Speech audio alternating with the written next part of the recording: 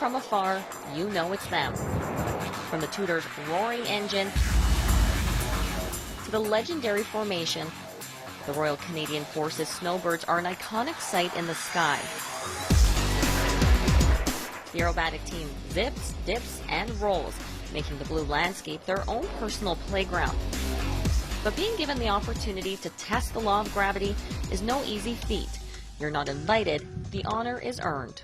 It's definitely the Olympics of flying as far as we're concerned.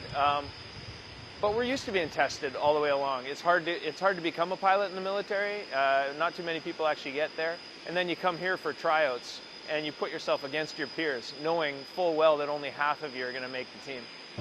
So even to get a tryout is a big deal. And then to make the team is like you said, you feel like you've made the Olympics. Pulling up a seat at this table is rare enough, let alone if you're a woman. But that didn't stop Sarah Dallaire from making the team. She's Snowbird 2, the first female pilot in nearly a decade. I think that every flight, I kind of like, there's always a milliseconds where I'm like, I'm stepping into a Snowbird jet right now to do my job. But then I go back and we're so busy and focused, mission-oriented that it goes away. But I tend to always have that little moment that it just sink in, and it's an amazing feeling, and that makes you want to work hard and keep working hard, you know, for the team and for yourself. Captain Dallaire's passion for flying started young. Both her parents were pilots who often took her to air shows. She also had a role model, the first female to ever fly with the Snowbirds and later become commander of the squad. I saw Marie Carmichael when I was 12 years old, and that totally really was kind of the pinnacle that really put a little flame into my heart that I wanted to follow for the rest of my teenage years, I would say. She followed that flame to the armed forces in 2007, earned her wings in 2012, was deployed overseas 2 years later before being selected to try out for the Snowbirds. The trials were definitely the hardest thing I've ever done in my life. It's 2 weeks of intense flying with the Snowbirds. So that's your dream, and now you're flying with them and trying to show them why they should pick you.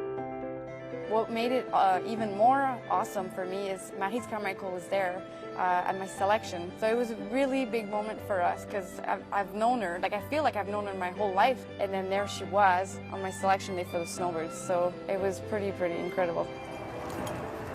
Now only the second woman on the squad since the Snowbirds first took flight in 1978, she's leaving her own mark in the sky. Captain Dallaire also happens to be the smallest on the team, but that's not something you'd know from the ground. I need people to understand that, yes, she's a trailblazer, yes, she's a pioneer, and yes, she's a role model for women everywhere. But she didn't make this team because she's a woman. She made this team because she's a darn good pilot.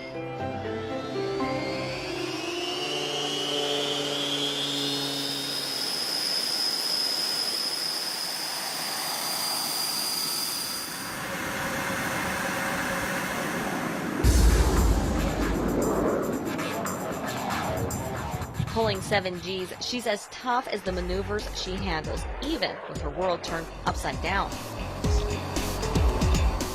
The rigors of twice-a-day training for 6 months, followed by back-to-back air shows for another 6, takes its toll both physically and mentally, but she considers every day a luxury. It's all about determination. Like, there's no way when I was 12 I thought, yeah, it's going to happen, no problem. And I had a rough road to get here. It's not always easy, but it's really with perseverance, determination, and working hard. Like, this is really what got me here, for sure. Watching the Snowbirds will inspire you to spread your own wings, and if you need extra inspiration, just take a look up to the woman shattering glass ceilings in the sky.